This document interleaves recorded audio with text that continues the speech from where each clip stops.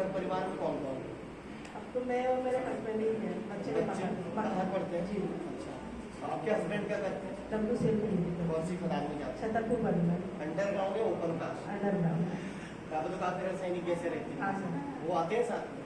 Sir आए थे कल, लेकिन अभी ड्यूटी जाना पड़ा उनको जी। सेरेजिम लाएंगे हो? हाँ सर, अब तैयार है आने के लिए, लेकिन अभी उनके अचानक ड्यूटी चले गए हैं, इसलिए नहीं है। अच्छा, उनको कोई तकलीफ है? हाँ सर, उनको भी माइग्रेन की प्रॉब्लम है और मेरे को भी माइग्रेन है। कितने समय से है आपको ये प्रॉब्लम? सर मेरे को तो 2 साल से माइग्रेन है और उनको तो 3-4 साल से। 3-4 साल जी। और आपको माइग्रेन के अलावा और क्या क्या तकलीफ? सर मेरे को घुटने में इतनी ज़्यादा तकलीफ होती थी कि इतनी ज़्यादा तकलीफ होती थी कि इंजेक्शन लगते थे और डॉक्टर के पास गए, सर ने भी बोले कि अभी ये उम्र में तुमको घुटने की प्रॉब्लम है, बोलते फिर एक्सरा वगैरह हुआ तो मेरे को घुटने में गैप भी बताया। और फिर जब भी कोई भी बादल होता था, कुछ भी होता था, तो मेरे घुटने में इतनी दिक्कत होती थी, जब तक इंजेक्शन लगती नहीं थी तो मैं ठीक होती नहीं थी। देखिए सेम कंडीशन आपके साथ, सेम। कैसा लगता था आपको जब आपकी इतनी कम उम्र में आपके घुटने में ये प्रॉब्लम आ गई थी? कैसा? एक दिन में 2 दिन में बस हॉस्पिटल ही जाती थी और एकदम इतनी परेशान थी। और जब माइग्रेन मेरे को होता था तो मेरे को टेबलेट 1 दिन 2 दिन में ठीक रहती थी, जब तक टेबलेट नहीं थी। और इतनी तकलीफ होती थी, ऐसा लगता था कि नस फटे जा रही है, आधा सर इतनी ज़्यादा तकलीफ होती थी, बहुत ज़्यादा।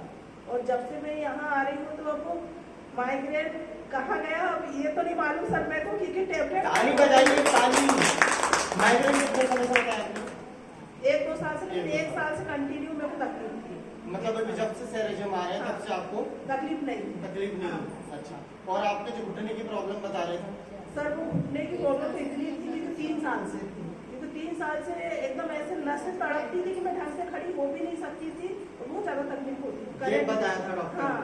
ऑपरेशन की नौबत बन रही थी? सर वो सर के लिए, यानी कि माइग्रेन के कारण मेरे को नागपुर रिफर कराना पड़ रहा था, क्योंकि माइग्रेन के कारण इतनी तकलीफ होती थी कि मैंने अभी इस बार सर को अभी सेरेजिम नहीं आ रही थी, उससे पहले नागपुर रिफर कराने की तैयारी कर ली थी मैंने कि एक बार आपके खुद के जाने के लिए? हाँ सर, कि एक बार पता कर लेते हैं कि कितनी प्रॉब्लम हो रही है, उसके कारण मेरे को नाक से भी ब्लड आया। अच्छा, नाक से भी ब्लड आ गया? सो जिनके नाक से ब्लड आ गया था माइग्रेन के चलते, इतनी भयानक तकलीफ होती थी सर? कई लोग बोलते थे सर्दी नस फट जाती है, नाक से ब्लड आता है। मैं घबराहट के कारण मैंने बोली सर मेरे को रिफर करिए, मेरे को हॉस्पिटल नागपुर में जाना है चेकअप। कब का आपका डेट था जाने का? सर अभी मेरे को 1 महीना पहले ही, जब मैं सेरेजिम नहीं आ रही थी तो मैं वहीं जाने की तैयारी थी, लेकिन जब मैं यहाँ आई और मेरे को जब पता चला। किसने बताया? वो सोनी दीदी। ताली बजाएंगे जोर से उनके लिए, तेज आवाज में, अच्छी जोर से बजाइए ताली, तेज आवाज में। उन्होंने उनको क्या कहा, आपको क्या कहा उन्होंने? मैं वो सोनी जी के यहाँ गई थी, रानी के यहाँ बैठने के लिए, तो वहाँ मेडिकल वाली दीदी भी थी, हम लोग बैठे तो उन्होंने बोले कि थायराइड भी है सर मेरे को। अच्छा। तो उन्होंने बोले कि सैराम जी जाओ, बोलते हैं वहाँ आराम लग रहा है बोलते। तो मैंने बोला ठीक है मैं जाके देखती हूँ। और सर जिस दिन पहला दिन आई और दूसरे दिन आई तो मेरे को आराम लगा, मेरे को अच्छा भी लगा। और जैसे घुटने में प्रॉब्लम थी तो मेरे को थोड़ा सा आराम लगा, तो अच्छा लगा, फिर मैं कंटिन्यू आना चालू कर दी थी। अभी कंटिन्यू भी आ रही है। अभी कितना आराम है आपको? सर बोले तो 75% तो है। बादल हुए लेकिन मेरे को कुछ फर्क नहीं पड़ा, क्योंकि नहीं तो बादल होते थे तो मेरे को अनुभव हो जाता था, मेरे घुटने में ऐसे दर्द होते थे ना। हाँ मैडम, कैसे विचार आते थे जब इतनी भयानक तकलीफ? सर अजीब से विचार आते थे, क्योंकि मेरी मम्मी भी घुटने की प्रॉब्लम से, जैसे गठिया बात बोलते हैं, गठिया बात से ही मेरी मम्मी और शुगर से ये खत्म हुए। मेरी दीदी अभी 42 साल की, अभी अगस्त में खत्म हुई, वो तो पूरी अकड़ गई थी। काश ये मशीन रहती तो मेरी दीदी के लिए हम लोग कोशिश करते। काश ये मशीन रहती तो। क्योंकि मेरी दीदी की उम्र ही नहीं थी ना, 42 साल।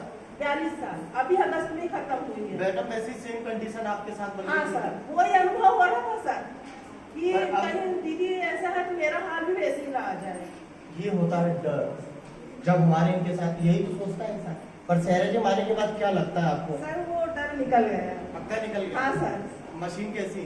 नंबर 1 है सर। नंबर 1 जी, पक्का? पक्का सेरेजिम है। कैसा काम कर रहा है? नंबर 1 काम कर रहा है। जितने लोग आपको सुन रहे हैं उनको आराम आएगा नहीं? आएगा 100%। आपको सेरेजिम पर विश्वास है? है सर, पूरा मशीन के ऊपर विश्वास है सर। अच्छा मैडम, वर्तमान समय को देखते हुए हर घर में कोई ना कोई मरीज है, क्या ये मशीन हर घर की जरूरत है? है सर, जरूरत है, हर घर की ही जरूरत है। ऐसा क्यों कह रहे हैं आप? क्योंकि सारा अनुभव मैंने की हूँ ना। क्योंकि बोलते हैं ना, जिसको खाता उसको उसको पता, और मरता क्या नहीं करता, सही है गलत है? सही है। सेरेजिम नहीं होता तो शायद नागपुर चले जाते। हाँ सर, नागपुर भर्ती- तो जाते जाते भर्ती रहते, फिर नागपुर जाने से सर क्या है, घर के इंसान ही परेशान रहते हैं ना, उनके साथ एक जन होना उतना लंबा सफर में। बहुत लंबा सफर। और सर ये नहीं कि नागपुर गए हैं तो तुरंत आ जाए, 2-4 आपने दिन एडवांस बाद। भी कुछ जमा किए थे क्या नागपुर में?